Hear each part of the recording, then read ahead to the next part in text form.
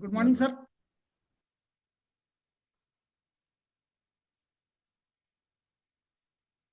को नमस्कार। नमस्कार सर। नमस्कार। नमस्कार, आप सबको नमस्कार। नमस्कार सर, मैं सूखी डांग में हूँ, चंपावत के रास्ते में यहीं रुक गया। सर ओहो, नमस्कार। अच्छा। जी जी।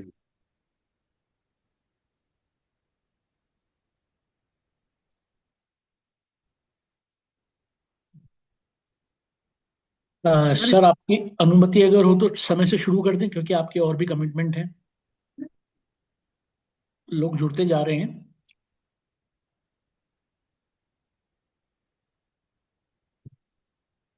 जी कुलपति महोदय का करवाओ ना पहले। हाँ, 3 बज चुके हैं। जी जी जी, सर। समय हो गया है। लोग जी जुड़ते जा रहे हैं, तो हम समय पे शुरू कर दें, ताकि अ, जैसा आपने अवगत कराया कि और भी कमिटमेंट्स हैं इस वक्त अभी इमरजेंसी में, तो अगर आपकी अनुमति हो तो शुरू करते हैं। जी, please please. Sir ji sir. Good afternoon to all. A very warm welcome to Honorable Vice Chancellor, Uttarakhand Open University, Professor Naveen Chand Lohni sir, Director General UCOS, Professor Durgesh Pant sir,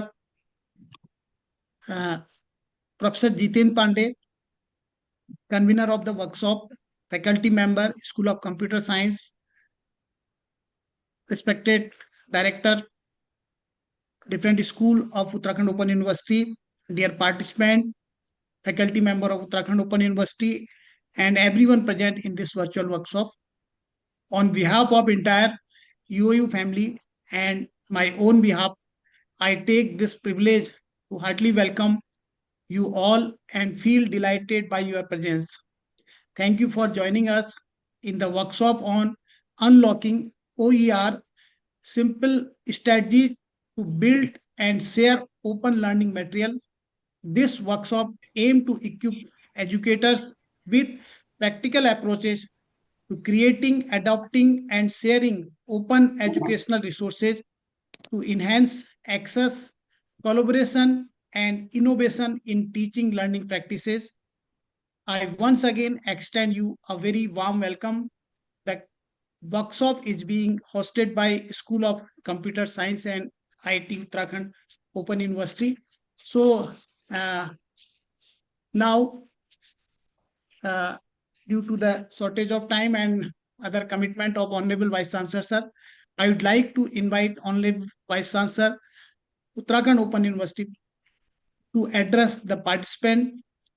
Under his leadership, the university continues to expand quality open and distance education across Uttarakhand.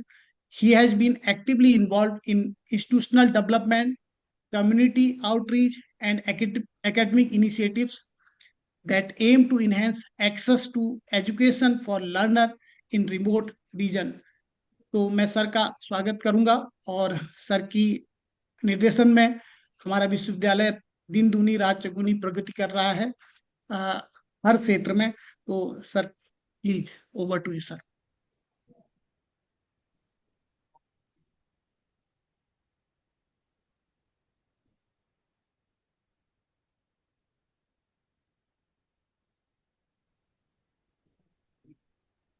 Sir am I audible? आवाज आ रही है hello. Sir हमारी? जी sir.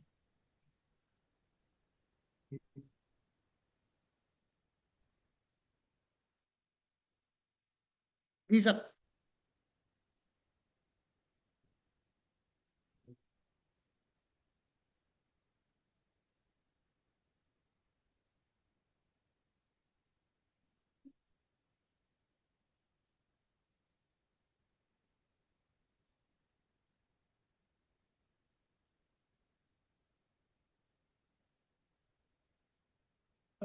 Sir के end पे शायद connectivity का प्रॉब्लम है, दोबारा जुड़ रहे हैं हम, एक बार डिस्कनेक्ट करके जी जी। हम उनका इंतजार करते हैं।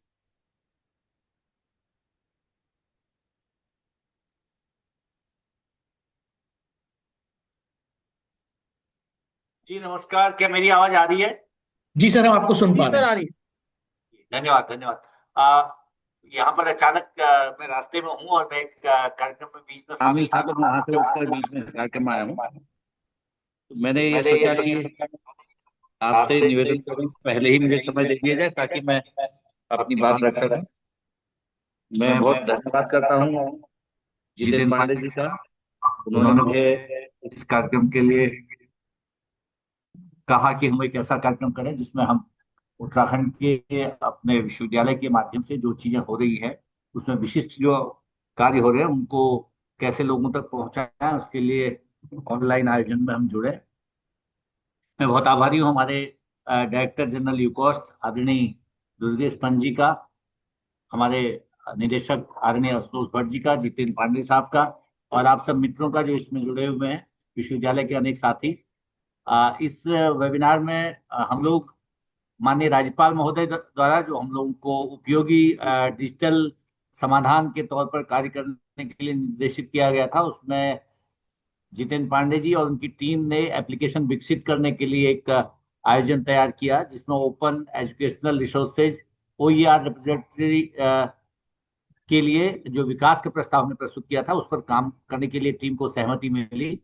और ये हम आजकल इस पोर्टल पर कार्य कर रहे हैं, तो ये विश्वविद्यालय के लिए भी एक उपलब्धि है कि किसी भी शैक्षणिक और जो तकनीकी पहल है उसके लिए हम समुदाय की सहभागिता को जोड़ें और उसके साथ जुड़ करके अपने कार्यों को आगे बढ़ाएं। तो विश्वविद्यालय में इस तरह के आयोजन से जुड़ने के लिए और इसको आगे बढ़ाने के लिए मैं जितेंद्र पांडे जी और उनकी टीम को बधाई देता हूं।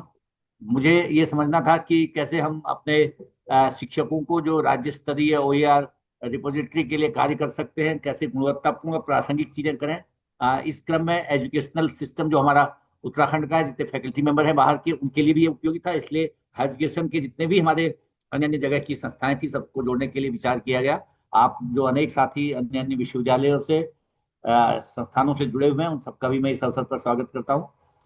मैं समझता हूँ कि ये जो OER की सामग्री पहचान करने का काम है और जो लर्नर सेंट्रिक सामग्री जिसे हम लोग कहते हैं इसकी तैयारी है, ये सब शिक्षकों की भूमिका के माध्यम से ही तय हो सकता है, क्योंकि उसकी गुणवत्ता की पहचान करना, उसका मूल्यांकन करना, विद्यार्थियों के हित में क्या उपयोगी है उसको तैयार करना, उसको साझा करना, ये कार्यशाला के उद्देश्यों में रहेगा कि हम लोग ऐसी चीजें समझें, कैसे हम OER की मूल अवधारणा से परिचित हो सके, कॉपीराइट के लिए, फेयर यूज के लिए, उसके पब्लिक डोमेन में और ओपन लाइसेंस में क्या चीजें होंगी, इन पर क्या बातें हो सकती हैं, आज इस पर काफी बातचीत होगी। और जो क्रिएटिव कॉमन्स के जो लाइसेंस हैं उन पर भी बहुत सारी बातचीत आज जितेंद्र पांडे जी और उनकी टीम द्वारा की जाएगी। तो हमारे जो भी इस प्रोजेक्ट में और इसके अलावा जो OER सिस्टम में जुड़े हुए हैं उन सबको इससे लाभ होगा। तो मैं ये समझता हूँ कि आज एक बड़ा काम शुरुआत हुई है हमारे विश्वविद्यालय के माध्यम से। मैं सभी शिक्षकों से ये निवेदन करूंगा कि वे अपनी विशेषज्ञता के अनुसार अपने अनुभव का उपयोग करते हुए इस तरह की रिपोजिटरी को समृद्ध करने में अपना योगदान दें। विश्वविद्यालयों का जो उद्देश्य है वो ये है कि ज्ञान की सामग्री को जहां भी है उसको हम अपने जो उपभोक्ता वर्ग जिसे हम कहेंगे, हमारा जो शिक्षण क्षेत्र है वहां तक पहुंचाना, बच्चों तक पहुंचाना, विद्यार्थियों तक पहुंचाना, या ओपन यूनिवर्सिटी की भाषा में कहें तो लर्नर्स तक पहुंचाना।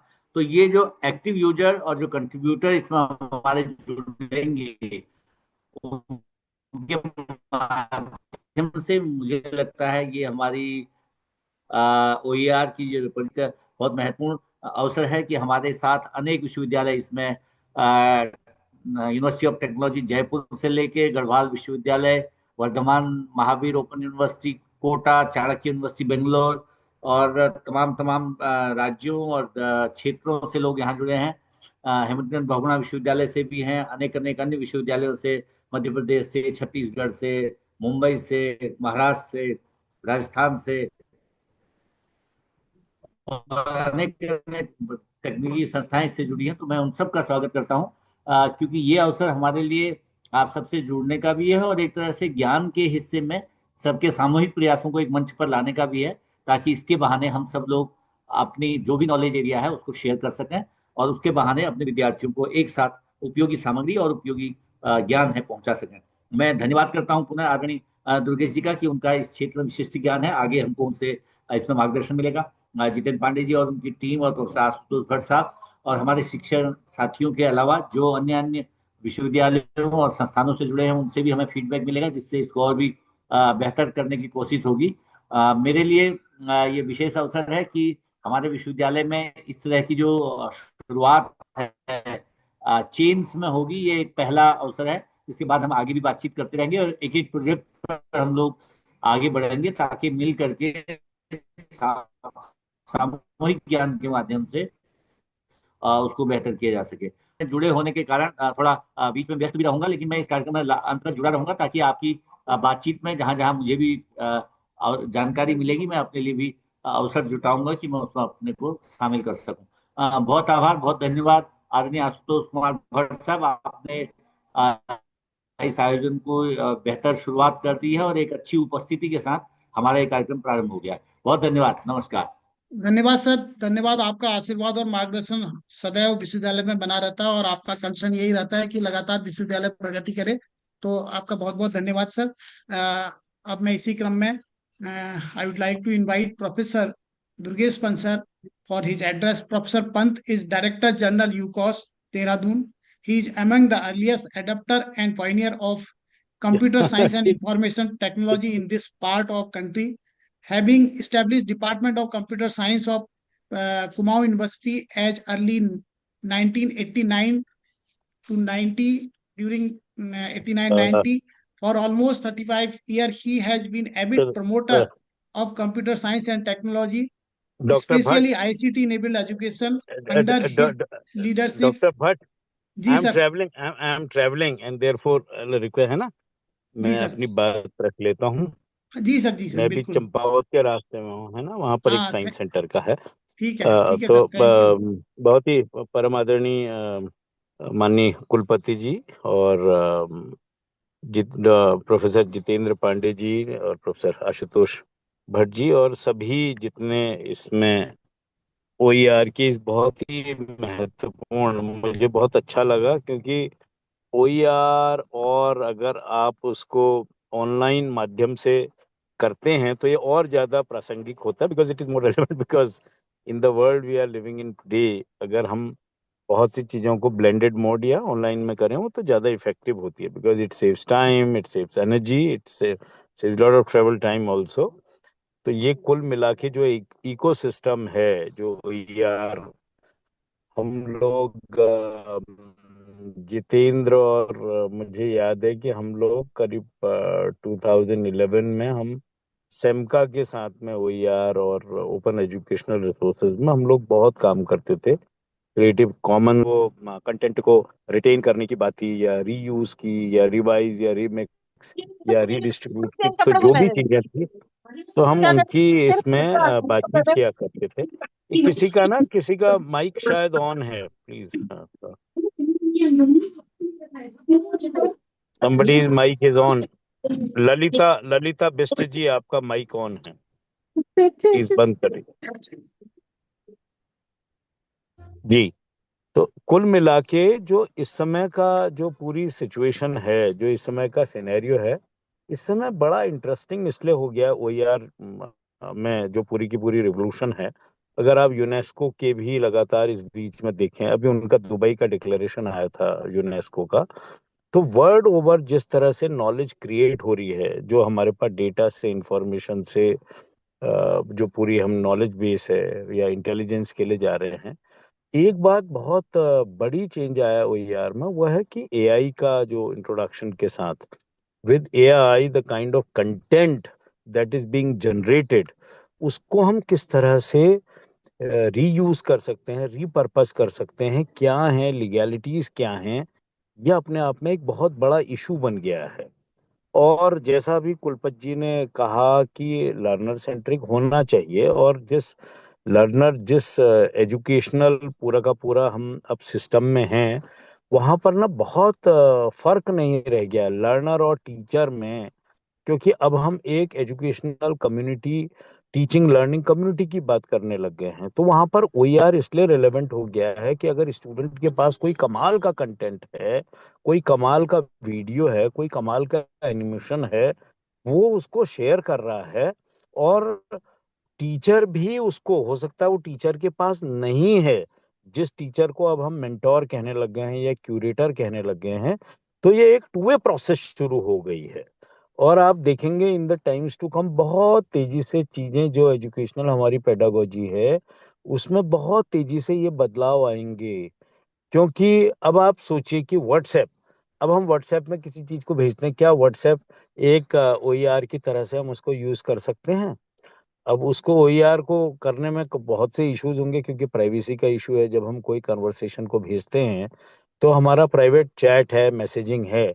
लेकिन क्या अगर हम कोई एजुकेशनल उससे कंटेंट को भेज रहे हैं, कोई अच्छी पोस्ट को भेज रहे हैं, आज के पूरे साइंस, टेक्नोलॉजी, इनोवेशन, एंटरप्रेन्योरशिप में, आर्ट्स में, लैंग्वेजेस में कोई नई चीज हो रही है, हम उसको भेज रहे हैं, तो किस तरह से हम उसको कॉपीराइट का इन्फ्रिंजमेंट भी ना हो, उसमें नॉलेज क्रिएशन भी हो, और ह्यूमैनिटी और एजुकेशनल पूरा लैंडस्केप और ज्यादा एक्सपेंड हो, इसकी हम बातें करते हैं।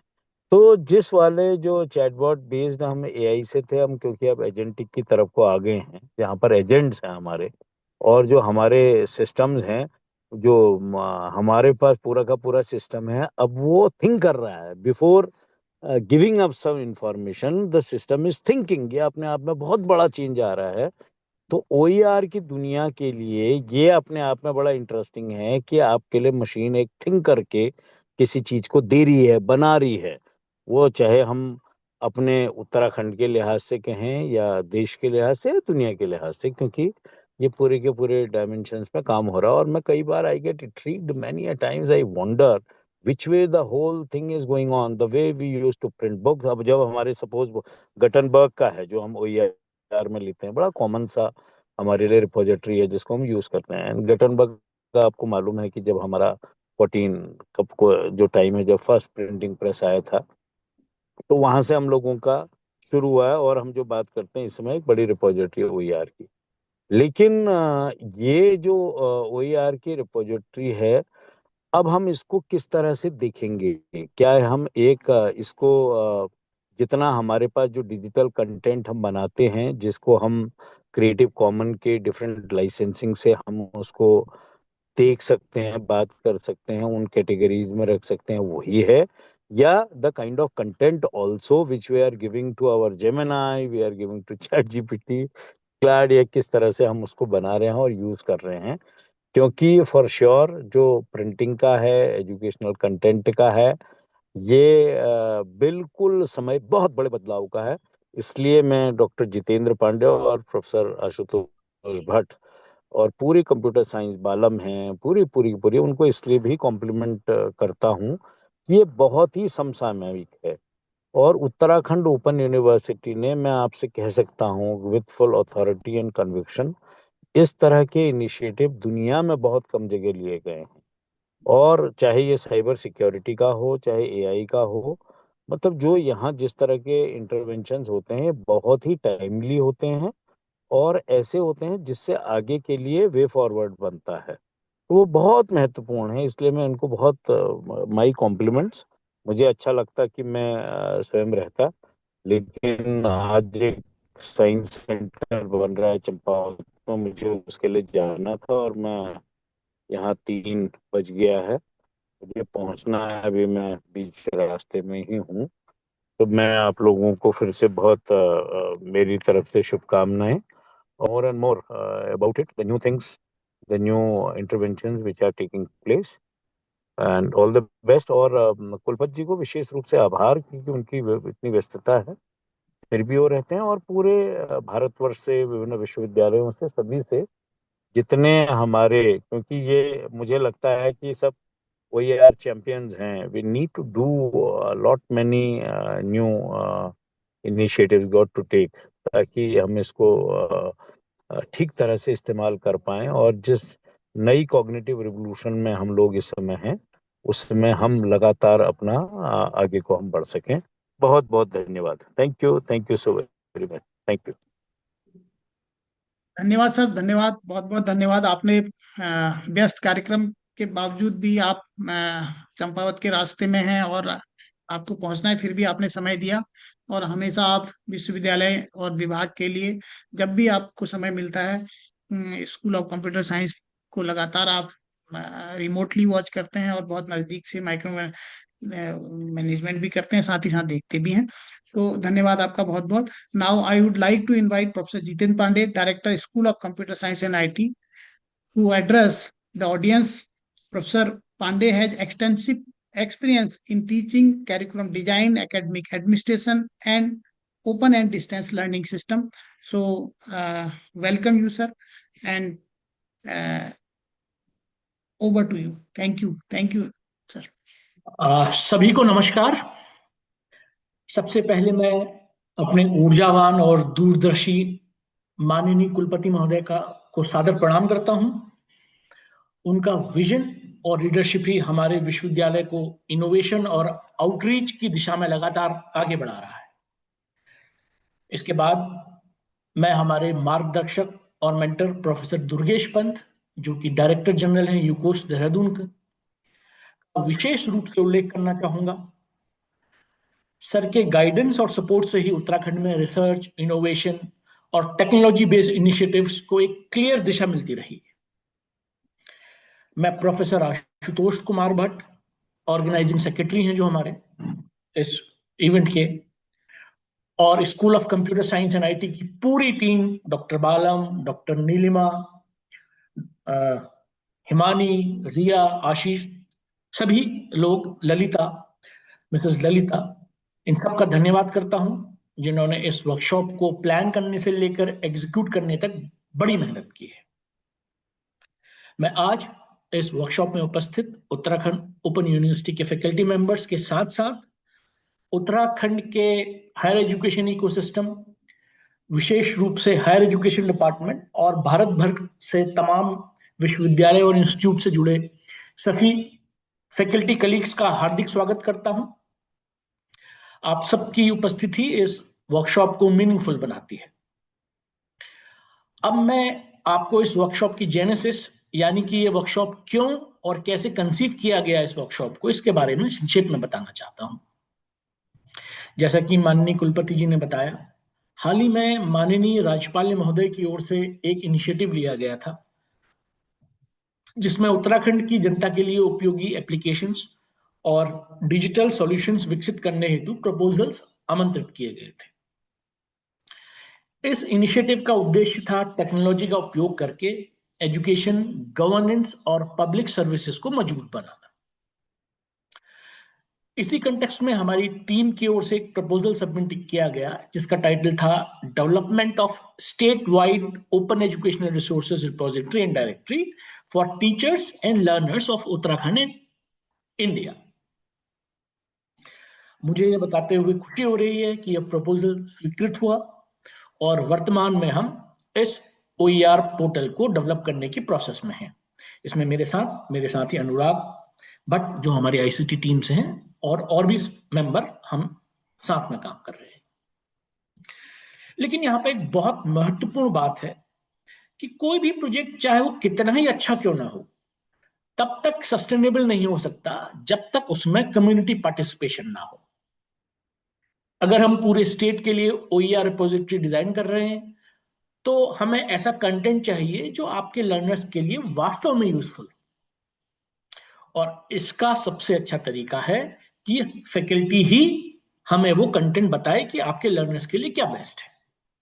तो लेकिन फैकल्टी को OER पहचानने के लिए OER के बारे में जानकारी होना जरूरी है, और फैकल्टी को एजुकेट करने का सबसे अच्छा तरीका है फैकल्टी कैपेसिटी बिल्डिंग।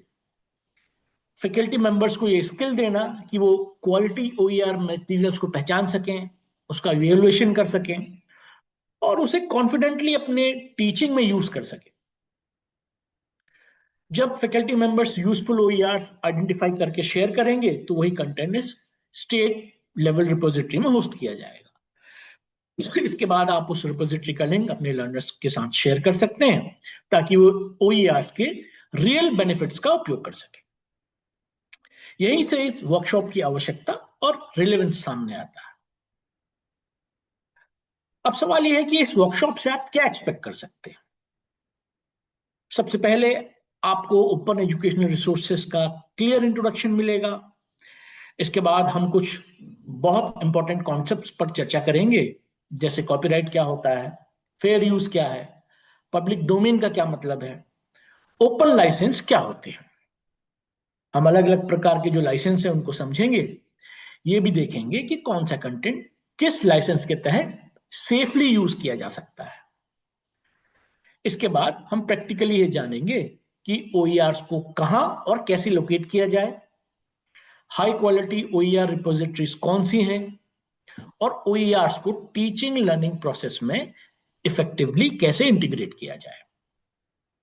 तो कुल मिलाकर ये वर्कशॉप आपको सिर्फ कॉन्सेप्ट नहीं देगा, बल्कि आपको कॉन्फिडेंट OER यूजर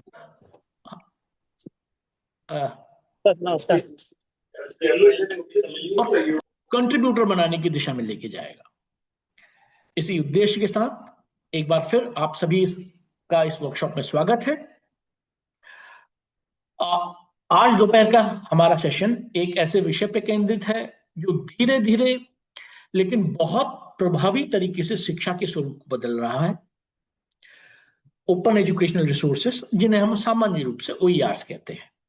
मेरा नाम जितेंद्र पांडे है और अगले लगभग 1 घंटे में हम OERs को स्टेप बाय स्टेप समझेंगे। हम बात करेंगे कि OERs क्या है, ओपन लाइसेंस कैसे काम करते हैं, टीचर्स और इंस्टीट्यूशंस को इससे क्या फायदे होते हैं, और सबसे इंपॉर्टेंट बात, इन्हें हम प्रैक्टिकली कैसे यूज कर सकते हैं। लेकिन OERs को सीधे समझने से पहले हमें एक बेसिक फाउंडेशन क्लियर करनी होगी, और वो है ई कंटेंट, क्योंकि OERs भी आखिर ई कंटेंट का ही एक एडवांस और ओपन फॉर्म है। जब हम ई कंटेंट कहते हैं तो इसका मतलब है एजुकेशनल मटेरियल जो डिजिटल फॉर्मेट में अवेलेबल होता है, जो केवल PDF या पावर पॉइंट तक सीमित नहीं है। ई कंटेंट कई रूपों में हो सकता है, जैसे text, videos, audio files, animation, interactive elements इत्यादि। उदाहरण के लिए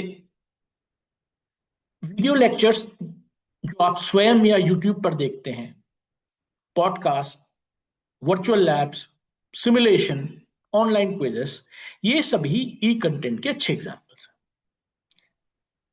ई कंटेंट का मुख्य उद्देश्य लर्निंग को आसान बनाना है। इसका मतलब ये नहीं है कि क्लासरूम खत्म हो जाएंगे, बल्कि यह है कि लर्निंग लर्नर की सुविधा के अनुसार हो, लर्नर जब चाहे जहां चाहे कंटेंट एक्सेस कर सके। आज के समय में ई कंटेंट इसलिए बहुत इंपॉर्टेंट है क्योंकि लर्नर्स अब केवल क्लासरूम पर डिपेंड नहीं करते, लर्नर्स फ्लेक्सिबिलिटी चाहते हैं। वे चाहते हैं कि लर्निंग उनके शेड्यूल के अनुसार फिट हो। ई कंटेंट एक्सेसिबिलिटी इंश्योर करता है, एंगेजमेंट बढ़ाता है, स्केलेबिलिटी को पॉसिबल बनाता है, और पोस्ट पेंडेमिक पीरियड में हमने क्लियरली देखा कि बिना ई कंटेंट एजुकेशन कंटिन्यूटी पॉसिबल नहीं है, चाहे रेगुलर यूनिवर्सिटीज हो या ODL इंस्टीट्यूशंस। ई कंटेंट अब ऑप्शनल नहीं बल्कि एक एसेंशियल बन चुका है।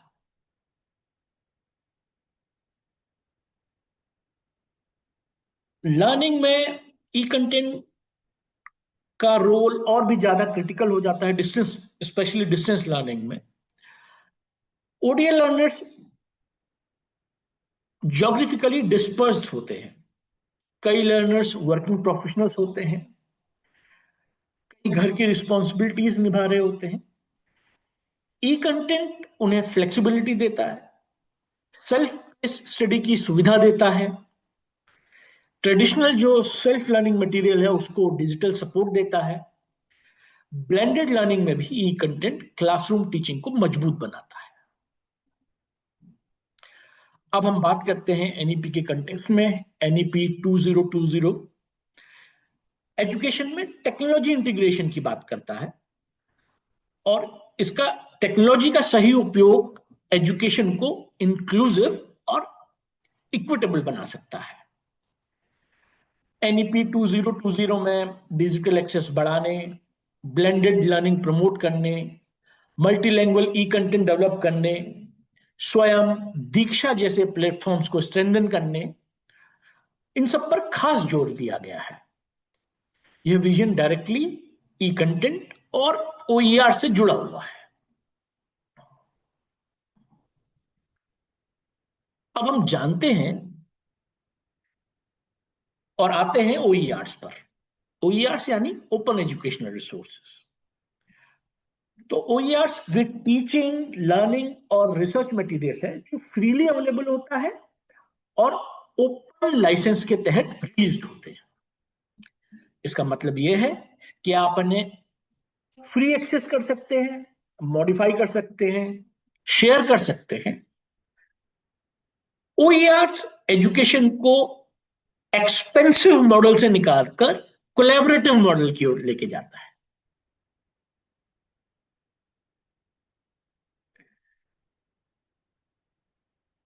NEP 2020 का सपना है कि इंडिया को ग्लोबल नॉलेज हब बनाना है और OERs इस लक्ष्य को प्रैक्टिकली अचीवेबल बनाते हैं, जिससे हम इसे प्रैक्टिकली अचीव कर सके।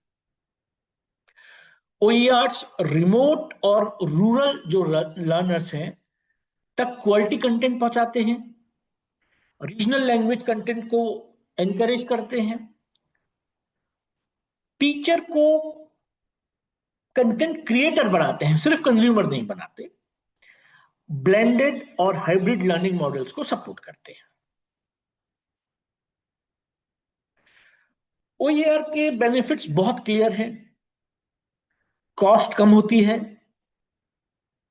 कंटेंट अडेप्टेबल होता है, कोलैबोरेशन को बढ़ाता है, लेकिन चैलेंजेस भी हैं। अवेयरनेस की कमी, क्वालिटी एश्योरेंस और लॉन्ग टर्म सस्टेनेबिलिटी, जिसकी हमारे माननीय कुलपति जी ने और प्रोफेसर दुर्गेश पंत ने बात की थी कि सस्टेनेबल नहीं होता है, ये रियल इश्यूज है। इसलिए इंस्टीट्यूशन और फैकल्टी दोनों का जो रोल है वो बहुत इंपॉर्टेंट हो जाता है।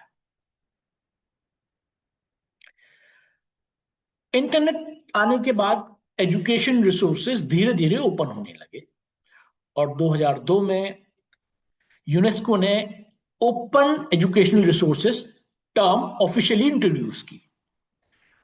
ओपन कोर्सवेयर मूवमेंट, खासकर MIT ओपन कोर्सवेयर ने यह दिखाया कि वर्ल्ड क्लास कंटेंट फ्री में भी शेयर किया जा सकता है। अब तक हमने OER को कॉन्सेप्चुअली समझा। अब आइए इसकी एक फॉर्मल डेफिनेशन को थोड़ा ध्यान से समझते हैं, क्योंकि ये definition policy document, research paper और इंस्टीट्यूशनल गाइडलाइंस में बहुत बार रेफर की जाती है। फॉर्मल डेफिनेशन के अनुसार ओपन एजुकेशनल रिसोर्सेज वे लर्निंग, टीचिंग और रिसर्च मटेरियल होते हैं जो किसी भी फॉर्मेट या मीडियम में हो सकते हैं। ये मटेरियल या तो पब्लिक डोमेन में होते हैं या फिर ऐसे ओपन लाइसेंस के तहत रिलीज किए जाते हैं जो दूसरों को फ्री एक्सेस और रीयूज की अनुमति देता है। यहां दो बातें बहुत इंपॉर्टेंट हैं। पहली, OERs सिर्फ डिजिटल ही नहीं होते, लेकिन आज के कंटेक्स्ट में ये ज्यादातर डिजिटल फॉर्म में ही मिलते हैं। दूसरी, OERs सिर्फ फ्री नहीं होते बल्कि लीगली फ्री होते हैं, यानी आप इन्हें बिना कॉपीराइट वॉल्यूशन के रीयूज, अडेप्ट और शेयर कर सकते हैं। यही बात OER को नॉर्मल फ्री ई कंटेंट से अलग बनाती है। अब हम OER के सबसे पावरफुल कॉन्सेप्ट पर आते हैं, जिसे डेविड विली का 5R फ्रेमवर्क कहा जाता है। अगर आपको OER का सार एक स्लाइड में समझना हो तो यही वो स्लाइड है। 5R का मतलब है रिटेन, रीयूज, रिवाइज, रिमिक्स और रीडिस्ट्रीब्यूट। सबसे पहले रिटेन, इसका मतलब है कि आप कंटेंट की कॉपी जो है अपने पास रख सकते हैं, चाहे वो आपके सिस्टम में हो, लर्निंग मैनेजमेंट सिस्टम में हो या क्लाउड पर हो। रीयूज का मतलब है कि आप कंटेंट को टीचिंग, ट्रेनिंग, वर्कशॉप या सेल्फ लर्निंग में यूज कर सकते हैं। रिवाइज आपको कंटेंट को मॉडिफाई करने की फ्रीडम देते हैं, जैसे सिलेबस के अनुसार एग्जाम्पल बदलना या लैंग्वेज को सिंप्लीफाई करना। रिमिक्स में आप मल्टीपल ओईआरस को कंबाइन करके एक नया रिसोर्स बना सकते हैं। और पांचवा जो आर है रीडिस्ट्रीब्यूट, रीडिस्ट्रीब्यूट में आप ओरिजिनल या मॉडिफाइड कंटेंट को दूसरों के साथ शेयर कर सकते हैं। यही फ्लेक्सिबिलिटी जो है ओईआर को इतना पावरफुल बनाती है। अब सवाल यह है कि ओईआर इतनी तेजी से पॉपुलर क्यों हो रहे हैं? इसका बड़ा कारण है rising cost of text books and learning material. आज कई स्टूडेंट्स सिर्फ इसलिए कोर्स छोड़ देते हैं क्योंकि मटेरियल अफोर्ड नहीं कर पाते। ओईआर्स इस प्रॉब्लम का प्रैक्टिकल सॉल्यूशन देते हैं। इसके अलावा ओईआर्स इंस्टीट्यूशंस को भी फायदा देते हैं क्योंकि वे सेम कंटेंट को बार बार लाइसेंस फीस दिए बिना यूज कर सकते हैं। एक और बड़ा कारण है कोलैबोरेशन। ओईआर्स एजुकेटर्स को अकेले काम करने से निकालकर कोलैबोरेटिव इकोसिस्टम में ले आते हैं, जहां आइडियाज जो है शेयर होते हैं और कंटेंट कंटिन्यूअसली इंप्रूव होता है।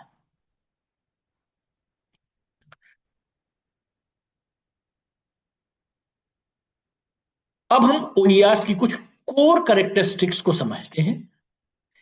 पहली कैरेक्टरिस्टिक है एक्सेसिबिलिटी। ओईआर्स मोस्टली डिजिटल होते हैं और इंटरनेट के माध्यम से आसानी से एक्सेस किए जा सकते हैं। दूसरा है कोलैबोरेशन। ओईआर्स अकेले ऑथर का प्रोडक्ट नहीं होते बल्कि कम्युनिटी ड्रिवन होते हैं। तीसरा है कॉस्ट इफेक्टिवनेस।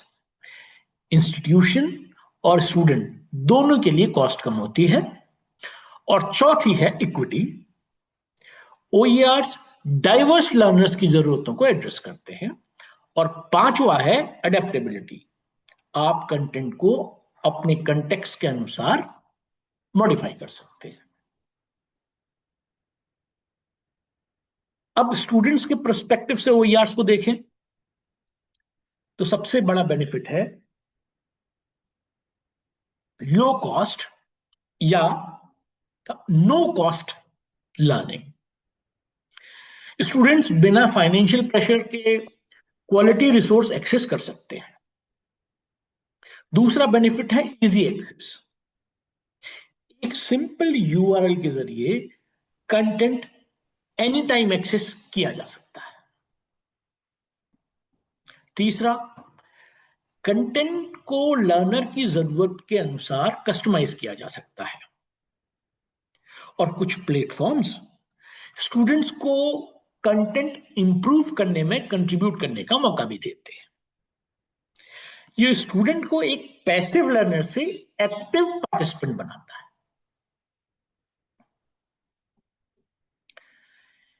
एजुकेटर्स के लिए भी ओईआर्स बहुत एम्पावरिंग है। टीचर्स एग्जिस्टिंग जो है हाई क्वालिटी कंटेंट को रीयूज करके अपना समय बचा सकते हैं।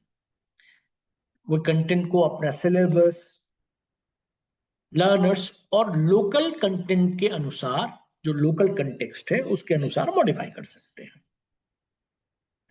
ओईआर्स इनोवेशन को भी एनकरेज करते हैं।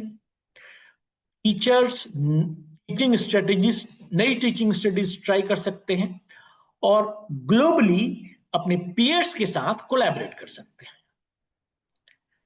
कॉस्ट रिडक्शन के कारण स्टूडेंट रिटेंशन भी इंप्रूव होता है, जो कि इंस्टीट्यूशंस के लिए बहुत इंपॉर्टेंट है।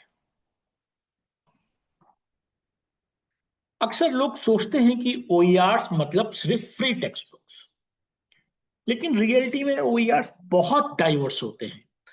ओईआर्स में शामिल हैं text books, lecture notes, videos, animation, simulation, data set, journal article और भी बहुत सारे फॉर्मेट्स। ये डाइवर्सिटी ओईआर को हर डिसिप्लिन और हर लेवल के लिए यूजफुल बनाती है। टेक्स्ट बुक्स ओईआर्स का सबसे वाइडली यूज्ड फॉर्म है। Open stax, open text book library, wikibooks, libretexts और मैरलॉट जैसे प्लेटफॉर्म्स फ्री और पीयर रिव्यू टेक्स्ट बुक जो होती हैं वो प्रोवाइड करते हैं।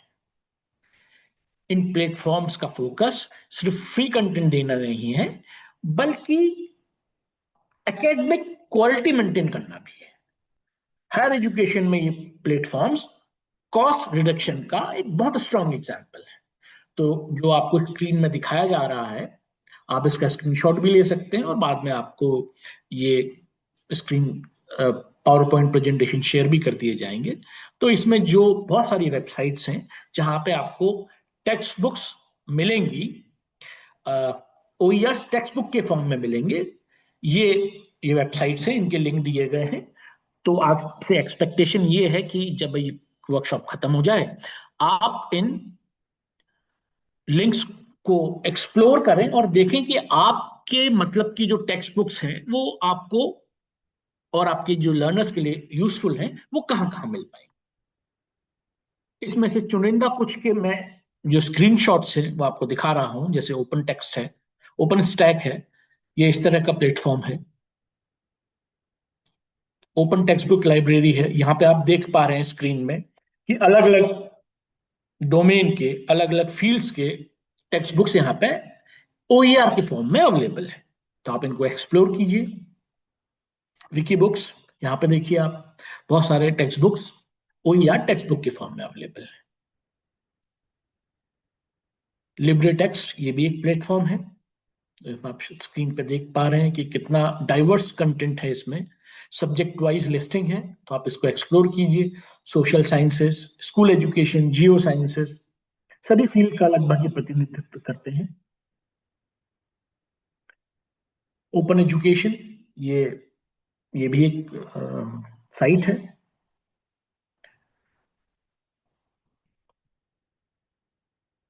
इसके अलावा ये भी वेबसाइट है। तो जो मैंने आपको वेबसाइट दिखाई थी उसके होम पेज के चुनिंदा स्क्रीनशॉट्स में जो मुझे लगता है कि इंपॉर्टेंट है वो मैंने यहाँ दिखा दिए। तो आप इसको एक्सप्लोर कर सकते हैं। उद्देश्य ये है कि वो कैसे दिखते हैं आपको समझ में आ रहा है कि वहां पे सब्जेक्ट वाइज लिस्टिंग है, वहां ये अवेलेबल होंगे। कूल फॉर एड, ये भी एक पोर्टल है जहां पे ओईआर टेक्स्ट बुक के फॉर्म में अवेलेबल होते हैं। मैरलॉट, यहाँ पे भी बहुत सारा कंटेंट है। बेसिकली मल्टीमीडिया कंटेंट ज्यादा है, लेकिन इसमें भी टेक्स्ट बुक्स आपको मिल जाएंगे। ये प्लेटफॉर्म जनरली मल्टीमीडिया कंटेंट के लिए ज्यादा जाना जाता है, लेकिन बहुत सारे कंटेंट है तो उसमें टेक्स्ट बुक्स भी।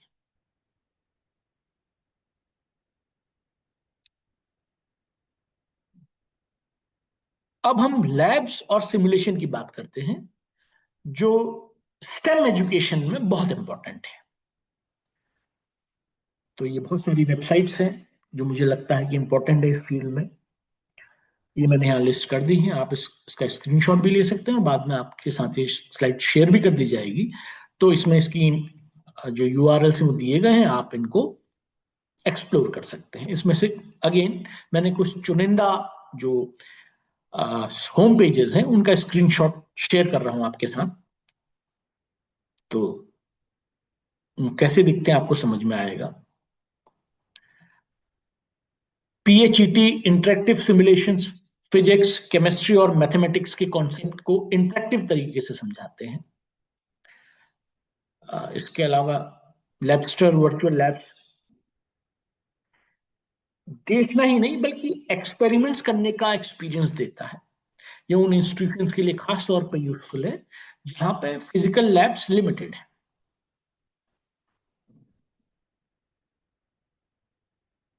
इसके अलावा कुछ और है, कैम कलेक्टिव, ये केमिस्ट्री के लिए है। तो ये कुछ स्क्रीनशॉट्स मैं आपको दिखा रहा हूं, आप इनको एक एक करके एक्सप्लोर कर सकते हैं। अब हम बात करते हैं जो पर्टिकुलरली हमारे फैकल्टी मेंबर्स और खासकर जो हमारे रिसर्च स्कॉलर्स हैं उनके लिए बहुत महत्वपूर्ण है, क्योंकि ओईआर सिर्फ टीचिंग तक सीमित नहीं है, रिसर्च के लिए भी बहुत वैल्यूएबल है। ये जो आपको यहाँ पे स्क्रीन पे दिखाए जा रहे हैं पोर्टल के नाम और उनके लिंक्स, यहाँ पे डेटा सेट के फॉर्मेट में OERs अवेलेबल है। यहां आप देख पा रहे हैं data.gov, world bank data, UNICEF data, Zenodo, Harvard Dataverse जैसे जो प्लेटफॉर्म्स हैं, ये ओपन डेटा सेट प्रोवाइड करते हैं। तो रिसर्चर्स इसका इस्तेमाल अपनी रिसर्च में डेटा के लिए कर सकते हैं। ये हार्वर्ड डेटाबेस है, ये गूगल का डेटा सेट सर्च है।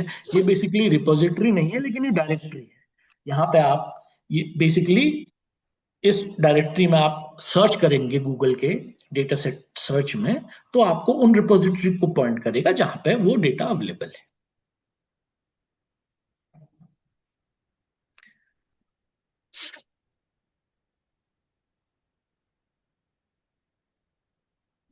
इसके अलावा हाँ, जर्नल आर्टिकल्स भी OER इकोसिस्टम का एक महत्वपूर्ण हिस्सा है। DOAJ, ERIC, PubMed central, PLOS जैसे platforms peer reviewed research material free access, इन सबका फ्री एक्सेस प्रोवाइड करते हैं। ये नॉलेज डेमोक्रेटाइजेशन का बहुत स्ट्रॉन्ग एग्जांपल है, जहां रिसर्च पे वॉल के पीछे नहीं रहता है।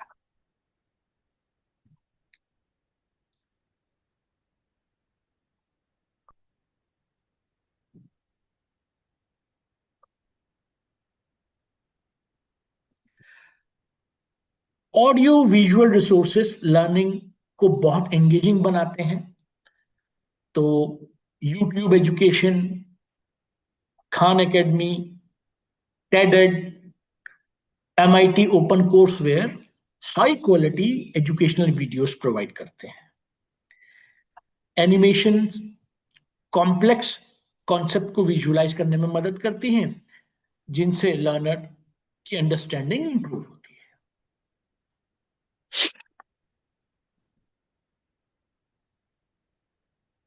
इसके अलावा कुछ प्लेटफॉर्म्स पूरे कोर्स लेवल OERs प्रोवाइड करते हैं। स्वयं इंडियन कंटेक्स्ट का बहुत बड़ा इंपॉर्टेंट प्लेटफॉर्म है, जो क्रेडिट मोबिलिटी को भी सपोर्ट करता है। MIT open courseware, open Yale courses, Saylor academy complete course material freely provide करते हैं।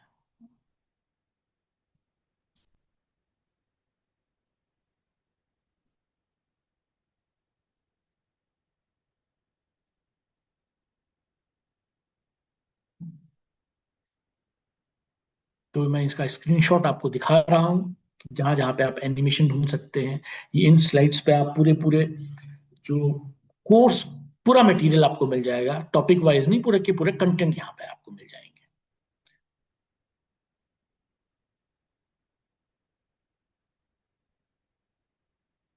ये कुछ एग्जांपल्स हैं, सक्सेस स्टोरीज हैं OERs की।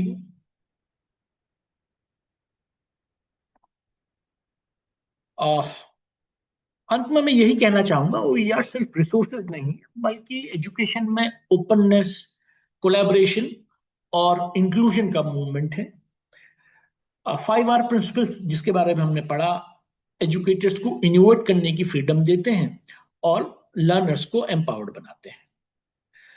तो पहली स्लाइड में हमने जो भी अपना जो लेक्चर का पहला चरण था, इसमें हमने मोटा मोटी OERs के बारे में जाना कि क्या OERs होते हैं, और कुछ इंपॉर्टेंट प्लेटफॉर्म्स के बारे में जाना। इसके दूसरे चरण में अब हम बात करेंगे लाइसेंसिंग की। तो मुझे आप 1 मिनट का समय देंगे ताकि मैं स्लाइड्स को बदल पाऊं, क्योंकि अगर कंटिन्यूस अगर मैं स्लाइड रखता तो एक तो टाइम की बाध्यता थी, पता नहीं था कितना समय मिलेगा। हमारे पास अभी प्रचुर मात्रा में समय है, तो मैं डिटेल में कॉपीराइट और ओपन लाइसेंसिंग की बात करूंगा। तो मुझे बस 1 मिनट का समय देंगे आप दूसरा प्रेजेंटेशन खोलने के लिए, ताकि मैं आपसे शेयर कर पाऊं।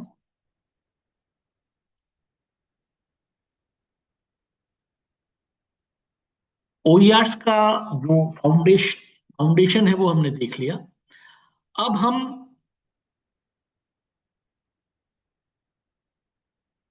लाइसेंसिंग के बारे में चर्चा करें। तो मैं आपसे शेयर करता हूं पहले प्रेजेंटेशन को, उसके बाद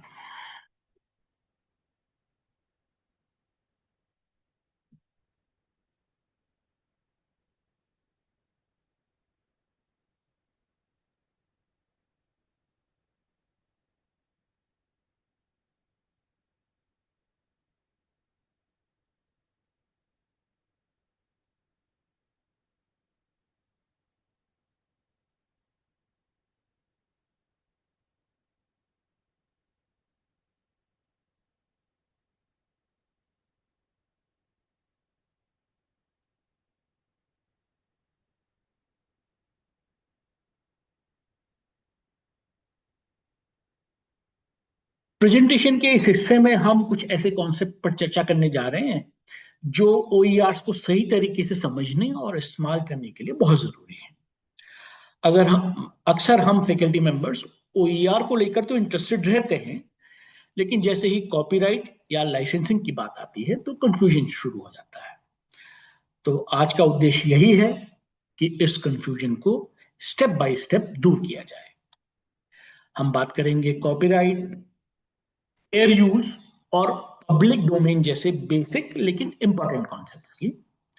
इसके बाद हम लाइसेंसिंग के महत्व को समझेंगे, खासकर ओपन लाइसेंसेस और क्रिएटिव कॉमन लाइसेंस। सेशन के अंत तक आप ये समझ पाएंगे कि OER को फ्रीली भी और लीगली भी कैसे शेयर किया जा सकता है, कैसे अडेप्ट किया जा सकता है और कैसे रीयूज किया जा सकता है बिना किसी लीगल परेशानी के।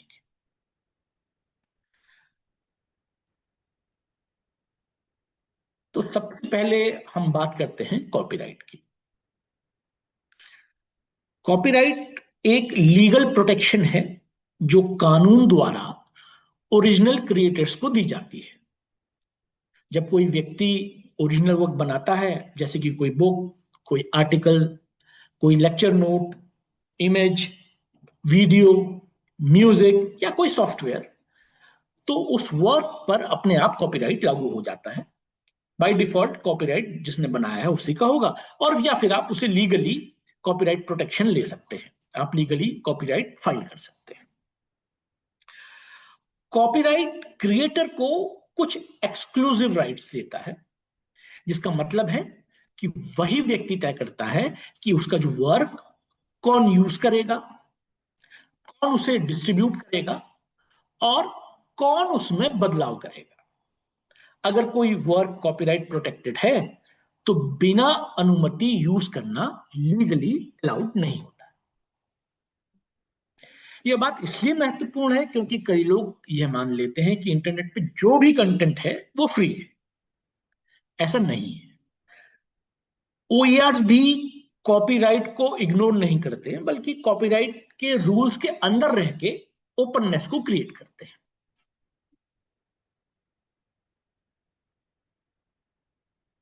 अब हम बात करते हैं फेयर यूज की, जो कि एकेडमिक वर्ड में बहुत कॉमनली इस्तेमाल होने वाला टर्म है, लेकिन सबसे ज्यादा मिसअंडरस्टूड भी है। फेयर यूज एक लीगल डॉक्ट्राइन है जो लिमिटेड सिचुएशंस में कॉपीराइट प्रोटेक्टेड मटेरियल को बिना परमिशन यूज करने की अनुमति देता है। और किन चीजों के लिए देता है? जैसा कि स्क्रीन में आपको दिख रहा है, यहां पे मैंने कुछ 5 सिचुएशंस हाईलाइट की हैं रेड कलर से। ये 5 कंडीशंस हैं: criticism, news, reporting, teaching and research. In conditions, अगर आप किसी भी कॉपीराइटेड मटेरियल को इन पर्पस के लिए यूज कर रहे हो तो आपको जो ओरिजिनल क्रिएटर है, कॉपीराइट ओनर है, उससे एडवांस परमिशन की जरूरत नहीं होती है। इनफैक्ट आपको परमिशन की जरूरत नहीं होती है। ये सारे टीचिंग, रिसर्च, क्रिटिसिज्म, कमेंट और न्यूज रिपोर्टिंग जैसे उद्देश्यों के लिए फेयर यूज अप्लाई हो सकता है। आपको इन पर्पस के लिए कॉपीराइट ओनर से परमिशन की जरूरत नहीं होती। लेकिन फेयर यूज कोई ऑटोमेटिक राइट नहीं है। इसे तय करने के लिए कुछ फैक्टर्स देखे जाते हैं। यूज करने का पर्पस क्या है, ओरिजिनल वर्क की नेचर कैसी है, कितना पोर्शन यूज किया गया है, और ओरिजिनल वर्क के मार्केट पर उसका क्या असर पड़ेगा। इसलिए फेयर यूज का मतलब ये नहीं है कि पूरा कंटेंट फ्रीली यूज किया जा सकता है, ये हमेशा कंटेक्स्ट पर डिपेंड करता है। अब बात करते हैं पब्लिक डोमेन पर। पब्लिक डोमेन पे वे वर्क आते हैं जिन पर कॉपीराइट प्रोटेक्शन लागू नहीं होता। ऐसे वर्क्स को कोई भी व्यक्ति बिना परमिशन के यूज कर सकता है, मॉडिफाई कर सकता है और डिस्ट्रीब्यूट कर सकता है। मुख्यतः कोई भी वर्क पब्लिक डोमेन में 3 कारणों से आ सकता है। नंबर 1, आपने कॉपीराइट प्रोटेक्शन फाइल किया, लेकिन कॉपीराइट आपको एक स्पेसिफिक ड्यूरेशन के लिए मिलता है, मान लीजिए 10 साल। जब उसका कॉपीराइट का टर्म एक्सपायर हो जाता है तो ऑटोमेटिकली वो कंटेंट पब्लिक डोमेन में आ जाता है। इसका बहुत अच्छा एग्जाम्पल है, जैसा कि प्रोफेसर दुर्गेश पद ने अपने इनिशियल एड्रेस में बताया, प्रोजेक्ट गुटेनबर्ग। आप इंटरनेट पर प्रोजेक्ट गुटेनबर्ग डालिए, सर्च कीजिए, तो आप देख पाएंगे कि जितना भी मटेरियल पुराना लिटरेचर का था जिनका कॉपीराइट टर्म एक्सपायर हो गया है, वो अब प्रोजेक्ट गुटेनबर्ग के अंतर्गत फ्री में अवेलेबल है। It is copyright free, it is in public domain. तो पहला है तो ये है कि कॉपीराइट का ड्यूरेशन एक्सपायर हो गया। दूसरा है क्रिएटर द्वारा अपने राइट्स वॉलेंटियरली छोड़ देना। उसने उस कंटेंट को रिलीज ही कॉपीराइट के अंदर किया है। और तीसरा है या तो वो कंटेंट पब्लिक कंजम्पशन के लिए ही बनाया गया है। जैसा एग्जांपल मान लेते हैं, हमारा जो यूजीसी रेगुलेशन है वो किसके लिए है, वो पब्लिक कंजम्पशन के लिए ही है, राइट। तो वो पब्लिक डोमेन में है। या फिर कुछ ऐसा मटेरियल भी होता है जो कॉपीराइट फाइल करने के लिए जो प्रोसेस है या जो क्राइटेरिया है उसको पूरा नहीं कर पाएगा, तो वो पब्लिक डोमेन में आ गया। तो ये 3 सिचुएशंस है जब कोई मटेरियल पब्लिक डोमेन में आ जाता है। नंबर 1, उसका कॉपीराइट का टर्म एक्सपायर हो गया। नंबर 2, ओरिजिनल क्रिएटर ने उसे पब्लिक डोमेन में दे दिया। Number 3, some of the material are for public consumption. Public domain works OER के लिए बहुत वैल्यूबल होते हैं क्योंकि इनमें कोई भी लीगल रिस्ट्रिक्शन नहीं होता। इन्हें फ्रीली नए लर्निंग मटेरियल बनाने में यूज किया जा सकता है।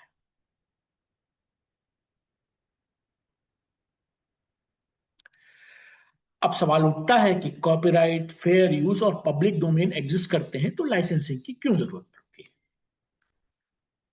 लाइसेंसिंग यह साफ साफ बताता है कि किसी वर्क को कैसे यूज किया जा सकता है, क्या उसमें बदलाव किया जा सकता है या नहीं, और कॉमर्शियल यूज अलाउड है या नहीं। एजुकेटर्स और क्रिएटर्स के लिए लाइसेंसिंग बहुत मददगार होती है क्योंकि इससे उनका वर्क लीगली और इथिकली शेयर किया जा सकता है। साथ ही लाइसेंसिंग जो है क्रिएटर्स के राइट्स को प्रोटेक्ट भी करती है और शेयरिंग को इनेबल करती है। यही बैलेंस ओईआर इकोसिस्टम की स्ट्रेंथ भी है।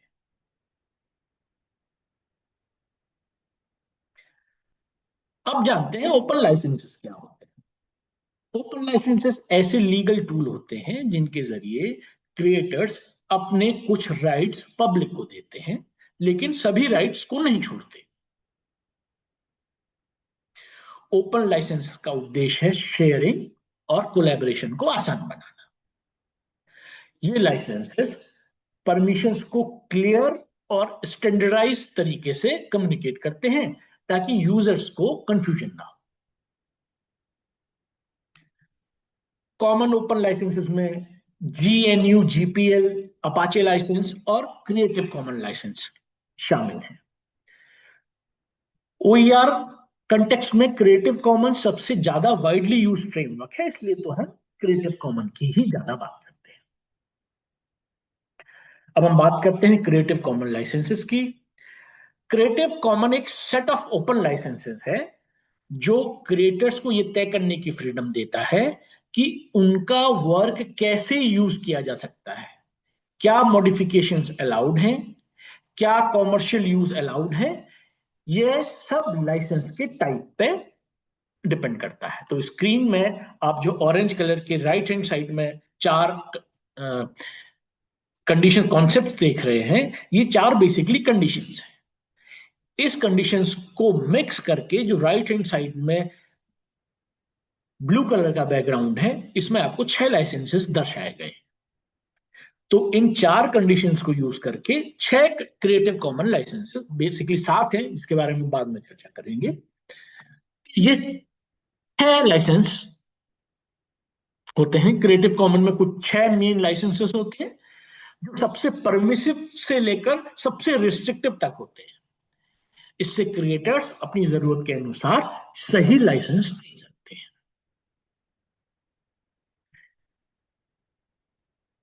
तो बेसिकली जो 4 कंडीशंस हैं, तो पहली कंडीशन है बाय एट्रीब्यूशन, जिसे हम BY से डिनोट करते हैं, जिसका मतलब है एट्रीब्यूशन देना।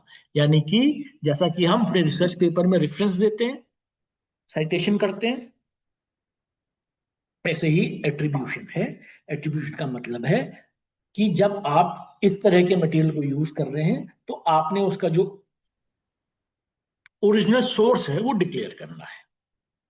दूसरी कंडीशन है नॉन कॉमर्शियल, यानी कि इसका कोई भी कॉमर्शियल एक्सप्लॉइटेशन नहीं करना है इस मटेरियल का, ये कंडीशन है। ऐसे ही तीसरी कंडीशन है नो डेरिवेटिव, ND, जिसे हम ND से डिनोट करते हैं। इसका मतलब है कि हम उसको एज इस फॉर्मेट में ही यूज कर सकते हैं, उससे हम डेरिवेटिव नहीं बना सकते। और चौथी कंडीशन है शेयर अलाइक। शेयर अलाइक का मतलब है जिस कंडीशन में, जिस लाइसेंस के अंतर्गत ओरिजिनल मटेरियल आपने यूज किया, वो उपलब्ध था, आपने यूज किया, उस कंडीशन को यूज करके, रिमिक्स करके, रिवाइज करके आपने एक नया मटेरियल बनाया, तो नया कंटेंट भी जो ओरिजिनल लाइसेंस कंडीशन था वो ही इस नए वाले कंटेंट का भी लाइसेंस होगा। लाइसेंस आप नहीं बदल सकते। इसका मतलब है शेयर अलाइक, यानी कि लाइसेंस का टाइप आप नहीं बदलेंगे, राइट। तो अब एक एक करके जितने 6 तरह के हमारे लाइसेंस हैं उसके बारे में बात करते हैं। तो सबसे पहले हम बात करते हैं CC BY। आप स्क्रीन पे राइट साइड में टॉप में एक स्टिकर देख रहे होंगे, वहां पे लिखा होगा CC और BY। तो या तो आप पूरा एक स्टेटमेंट लिख दीजिए क्रिएटिव कॉमन बाय एट्रीब्यूशन, जैसा कि स्क्रीन के टॉप में इस स्लाइड की हेडिंग लिखी हुई है, या तो इस तरह से लिखा होगा या फिर ऐसा स्टिकर लगा होगा। तो इन दोनों को आप देख के समझ जाएंगे कि ये क्रिएटिव कॉमन यानी ओपन लाइसेंस के अंतर्गत रिलीज किया गया मटेरियल है। और कौन सा मटेरियल है? CC BY। CC BY देखते ही आपके समझ में क्या आना चाहिए? ये क्रिएटिव कॉमन का सबसे परमिसिव लाइसेंस है। इस लाइसेंस के तहत लोग कंटेंट को शेयर कर सकते हैं, रिमिक्स कर सकते हैं, अडेप्ट कर सकते हैं और कॉमर्शियल यूज भी कर सकते हैं। बस एक कंडीशन है, जो ये CC के भाई जितनी भी चीजें लिखी हुई हैं वो कंडीशंस हैं। वो इस सिचुएशन में वो कंडीशन क्या है? ओरिजिनल क्रिएटर को प्रॉपर क्रेडिट देना होगा। यानी जैसे हम रेफरेंस देते हैं तो आपको बताना पड़ेगा ये मटेरियल मैंने यहां से लिया है। इसी वजह से ये CC BY को OER का सबसे सूटेबल लाइसेंस माना जाता है, क्योंकि इसमें कोई भी रिस्ट्रिक्शन नहीं है। आप इसे किसी भी पर्पज में यूज कर सकते हैं, इसको मॉडिफाई कर सकते हैं, स्टोर कर सकते हैं, रीडिस्ट्रीब्यूट कर सकते हैं, इसमें कुछ भी कर सकते हैं। बस एक ही कंडीशन है कि आपको एट्रीब्यूशन देना है ओरिजिनल क्रिएटर को।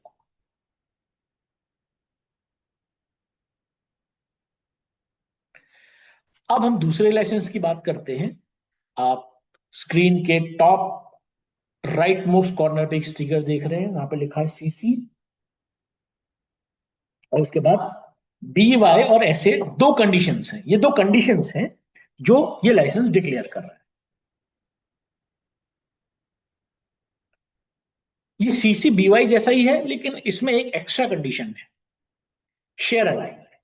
इसका मतलब है कि अगर आप इस कंटेंट से नया वर्क बनाते हैं तो आपको भी सेम लाइसेंस के तहत शेयर करना होगा। आप लाइसेंस के टर्म्स एंड कंडीशन को नहीं बदल सकते। ये भी ओपन सोर्स सॉफ्टवेयर फिलॉसफी से इंस्पायर्ड लाइसेंस है, जहां ओपननेस आगे भी बनी रहती है।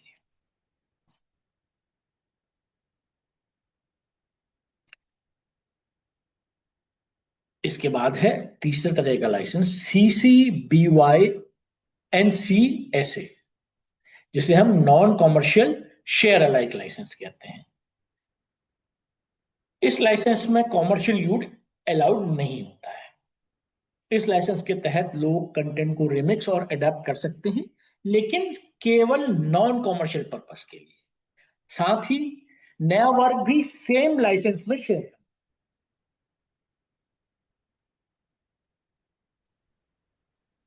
एकेडमिक और नॉन प्रॉफिट शेयरिंग के लिए लाइसेंस काफी पॉपुलर है। कंप्यूटर वाला ज्वाइन नहीं किया। इसके बाद है CCBY-NC लाइसेंस। इस लाइसेंस में लोग कंटेंट को नॉन कॉमर्शियल पर्पस के लिए यूज और अडेप्ट कर सकते हैं, लेकिन डेरिवेटिव वर्क को सेम लाइसेंस में शेयर करना होगा।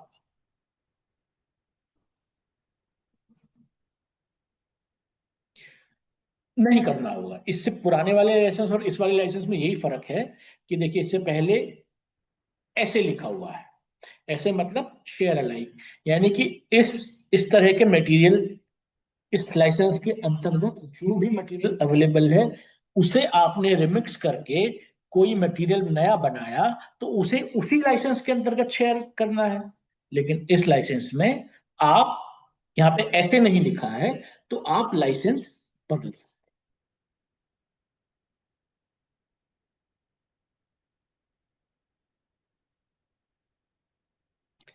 इसके बाद हम बात करते हैं CCBY-ND की।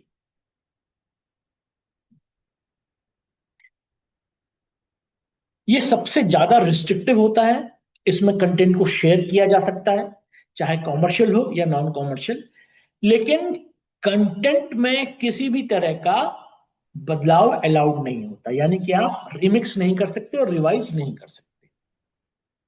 ये लाइसेंस उपयोगी होता है जब क्रिएटर चाहता है कि उसका वर्क ओरिजिनल फॉर्म में ही रहे।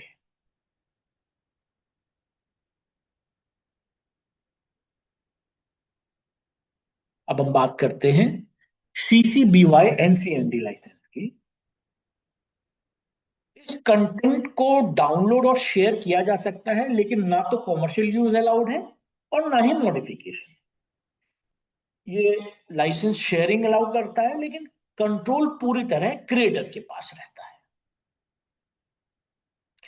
इन सभी 6 तरह के लाइसेंस के अलावा मैंने आपको बताया था कि एक और लाइसेंस है जिसकी हम बात शुरू में नहीं की थी, ये यही स्क्रीन में बताया है जो आपको मैं भी बता रहा था।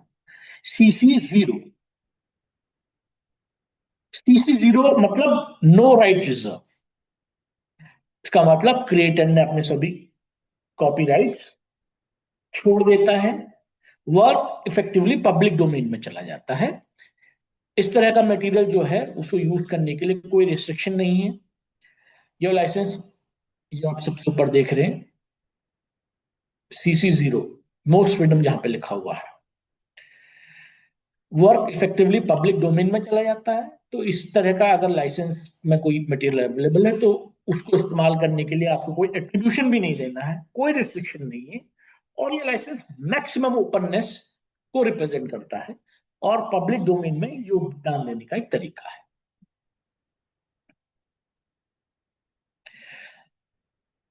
अगर हम पब्लिक डोमेन, ओपन लाइसेंस और ऑल राइट रिजर्व यहां पे स्क्रीन में दिखाया गया है, तो आप यहां पे पूरी देख सकते हैं कि जो पब्लिक डोमेन है, ऊपर लाइसेंस के अंतर्गत जो भी मटेरियल अवेलेबल है, ऊपर की तरफ अगर हम जा रहे हैं पिरामिड में, तो ओपननेस बढ़ती जा रही है, फ्रीडम बढ़ती जा रही है। नीचे की तरफ जैसे जैसे हम लाइसेंस के स्टैक में आ रहे हैं, हमारी फ्रीडम घटती जा रही है। पब्लिक डोमेन सबसे ओपन है, ओपन लाइसेंस कंट्रोल्ड ओपननेस देता है, और ऑल राइट रिजर्व सबसे एजुकेटर्स के लिए यह डिफरेंस समझना बेहद जरूरी है।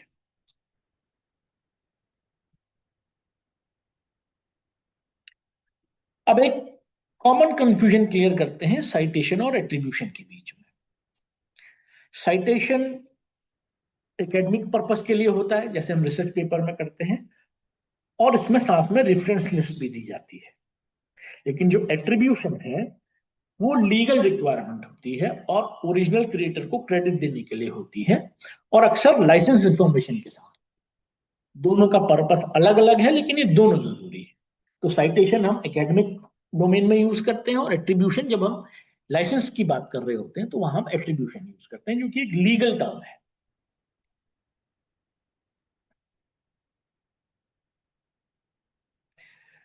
क्रिएटिव कॉमन्स के अलावा और भी कई ओपन लाइसेंस एग्जिस्ट करते हैं, जैसे मैंने शुरू में बात की थी। GNU GPL सॉफ्टवेयर में पॉपुलर है और कॉपीलेफ्ट प्रिंसिपल को फॉलो करता है।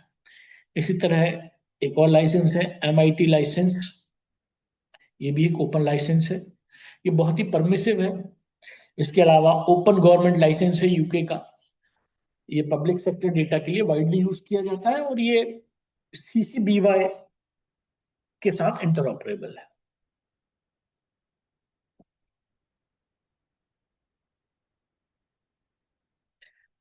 लाइसेंसिंग के साथ कुछ चैलेंजेस भी आते हैं। हर रिसोर्स का लाइसेंस ध्यान से पढ़ना जरूरी होता है। डिफरेंट लाइसेंस को मिक्स करते समय कॉन्फ्लिक्ट्स हो सकते हैं। प्रॉपर एट्रीब्यूशन देना बहुत इंपॉर्टेंट है। अगर कभी भी आपको डाउट हो तो डाउट होने पर क्लैरिफिकेशन लगे या लीगल एडवाइस लेना हमेशा बेहतर है।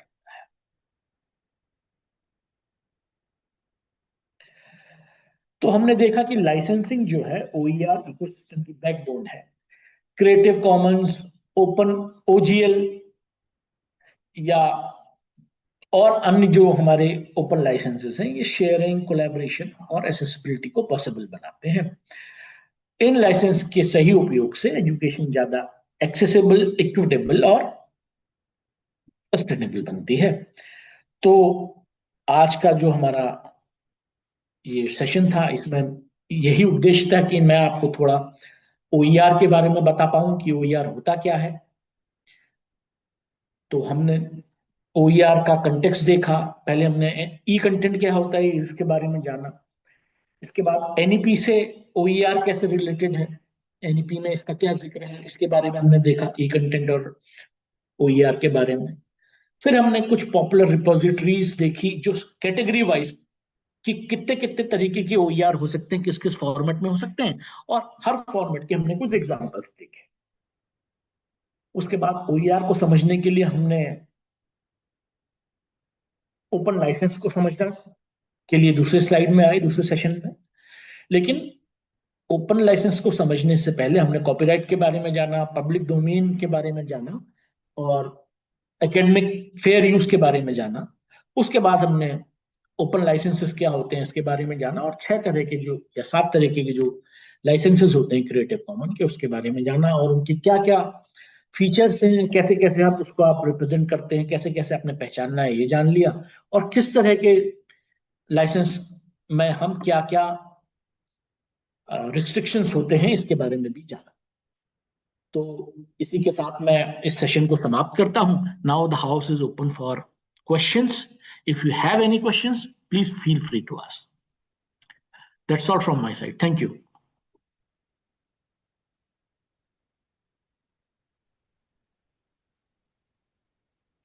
अगर आपके अब कुछ सवाल है मन में तो आप पूछ सकते हैं। सर नमस्कार। नमस्कार। सर कृष्णा डमटा बोल रहा हूँ। जी जी। सर जो मेरे को एक थोड़ी सी क्वेरी थी, जो हमारे SLMs हैं हाँ, तो वो कॉमर्शियली इंक्लूड होते हैं या कैसे? हमारे जो ट्रेडिशनली हमारे जो SLM है वो कॉपीराइटेड है। ओके, नहीं वो कॉमर्शियली जैसे लाइसेंस की आप बात कर रहे थे ना कि कॉमर्शियल यूज हम लोग करते हैं लाइसेंस के थ्रू, अगर नहीं कोई नहीं, चीज आप अडॉप्ट देखो, करते हैं। पहले एक चीज हम थोड़ा सा एक बात में थोड़ा सा क्लियरिफिकेशन देना चाहूंगा। कॉपीराइट तो प्रोटेक्शन है, लाइसेंसिंग एक इंस्ट्रूमेंट है जिसके थ्रू हम लीगली, जो कॉपीराइट होल्डर है, लोगों को, दूसरों को उसको यूज करने की परमिशन देता है। तो लाइसेंसिंग एक ऐसा लीगल डॉक्यूमेंट है जिसमें कॉपीराइट होल्डर दूसरे को बताता है कि कौन इसको यूज कर सकता है। वो फ्री में भी कर सकता है, उसके लिए आप पैसे भी चार्ज कर सकते हो, राइट। ठीक है। तो कॉपीराइट तो बेसिकली मुझे दे रहा है लीगल प्रोटेक्शन की ये मेरा डॉक्यूमेंट है, इसे मैंने क्रिएट किया है। लाइसेंसिंग एक इंस्ट्रूमेंट है, लीगल इंस्ट्रूमेंट है, जिसमें कॉपीराइट क्रिएटर दूसरों से वो कैसे उसको शेयर करेगा ठीक ये तय है। करता जी है। सर। तो अगर आप ओके। कहें कि कॉपीराइट किसका है, तो कॉपीराइट हमारे विश्वविद्यालय में जो हमारा मटेरियल है उसमें हमारा है। हम जी। उसको स्टूडेंट्स को शेयर करने को देते हैं पढ़ने के लिए, तो हमने बेसिकली उसको बिना कहे लाइसेंस दे दिया है। जी। हालांकि मतलब हमने उनको लाइसेंस लिख के नहीं दिया है। जी। या हम दूसरे यूनिवर्सिटी से जब एमओयू करते हैं तो हम अपने कॉपीराइटेड मटेरियल को दूसरे से यूज करने के लिए, चाहे वो पैसे ले चाहे उसे फ्री में यूज करें, हम एमओयू के माध्यम से शेयर करते हैं। जो हम जी। एमओयू कर रहे हैं दैट इज लाइसेंसिंग। लाइसेंस। ठीक है सर, थैंक यू। और इससे रिलेटेड आपके मन में कोई सवाल हो? सवाल से क्या होता है कि क्लियरिटी आती है। और क्योंकि जितेंद्र जी, सर नमस्कार, मेरा एक नमस्कार सवाल है। भैया। जी, हेलो, मेरी आवाज आ रही? बिल्कुल आ रही है। मैं ये कह रहा हूँ कि जो ओईआर के तहत हम किसी भी कंटेंट को एडिट कर चल रहा सकते हैं या उसमें जोड़ना या घटाना जो भी है, बढ़ाना, है। वो ऑथेंटिक है नहीं है, या किसी कंटेंट को मैं एडिट कर रहा हूँ या उसको बढ़ा रहा हूँ, उसकी ऑथेंटिसिटी कैसे तय होगी उसमें? मतलब ऑथेंटिसिटी क्या होता है, देखिए मैं आपको एक थोड़ा सा बैकग्राउंड और देता हूं। देखिए, जो जनरली मैंने आपको जितने भी एग्जांपल शुरू में दिए, जहां पे मैंने कहा कि ओईआर टेक्स्ट बुक के फॉर्म में है, वो सब रिपोजिटरीज हैं। तो repositories basically they are institutional owned. जैसे मान लीजिए उत्तराखंड ओपन यूनिवर्सिटी की एक रिपोजिटरी जैसे हम बनाएंगे अभी, उसकी बात अभी हम बाद में करते हैं।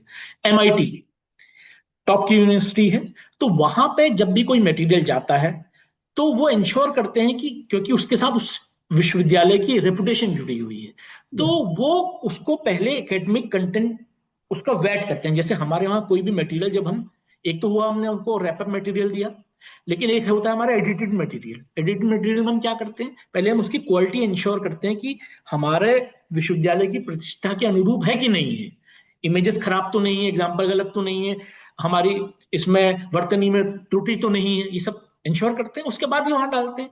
ऐसे ही जो भी ऑर्गेनाइजेशन उसको ओन करता है, वो ये इंश्योर करता है कि ये इसकी क्वालिटी सही है। ओके, तो बेसिकली वो, हाँ, वो ऑर्गेनाइजेशन करता है, असल में इंडिविजुअल पे आ रहा था, शायद इंडिविजुअल उसे ना करता हो, ऑर्गेनाइजेशन के थ्रू शायद वो मटेरियल। तो इसीलिए तो हम बार बार मैंने आपसे बात कही कि हम OER is based on the principle of collaboration and continuous improvement. मान लीजिए उसका कुछ कुछ मटेरियल लिखा हुआ, उसमें बहुत सारी गलतियां हैं, आपने वो लिया, उस गलतियों को सुधार दिया और उसको नया कंटेंट की तरह रिलीज कर दिया, तो वो दो प्रोसेस से चला गया ना। हो सकता है उसके बाद भी कोई चीज रह गई हो तो किसी तीसरे आदमी ने उसको सुधार दिया। जैसे हमारा विकिपीडिया इसी मॉडल पे चलता है। तो जितने बार उसको लोग देख रहे हैं उसमें से गलतियां निकालते जा रहे हैं, वो एक रिफाइंड डॉक्यूमेंट होता जा रहा है। तो at the end of the day, तो इसलिए मैं, क्योंकि एकेडमिक फ्रेटर्निटी से बात कर रहा हूँ, ब्लाइंडली आप मत लीजिए उसको, एक बार देखिए, अपने हिसाब से कस्टमाइज कीजिए, उसकी गलतियां हटाइए, लेकिन उसका जो ओरिजिनल क्रिएटर है उसकी इंफॉर्मेशन मत हटाइए, और उसको एट्रीब्यूट कीजिए कि भाई ये यहां से था, मैंने इसमें ये एडिटिंग की है, तो अब एज एडिटर मैंने इतना कंट्रीब्यूट किया, तो एज एडिटर मैं भी इसमें अपना रोल देना चाहूंगा। बस इस तरह से आप कर सकते हैं।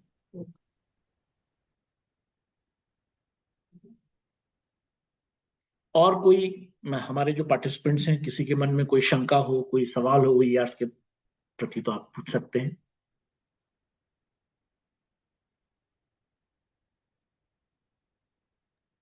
Sir good afternoon.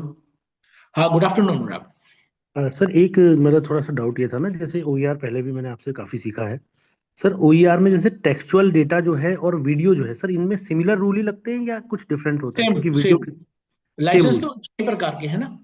ओके ठीक सर, थैंक यू सर।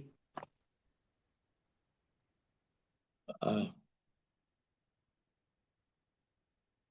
और हमारे कोई साथी जो जुड़े हुए हैं, उनके मन में कोई शंका हो तो कृपया आप पूछ सकते हैं।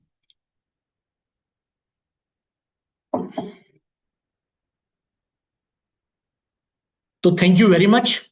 Thank you for your patience listening. Over to Professor Ashutosh Bhatt now. Thank you sir, thank you very much, बहुत शानदार आपने, और पार्टिसिपेंट ने भी इसमें इंटरेस्ट काफी रहा सभी का, और जो जिन लोगों ने क्वेश्चन पूछे तो क्वेरीज भी हर लेवल पे हुई है।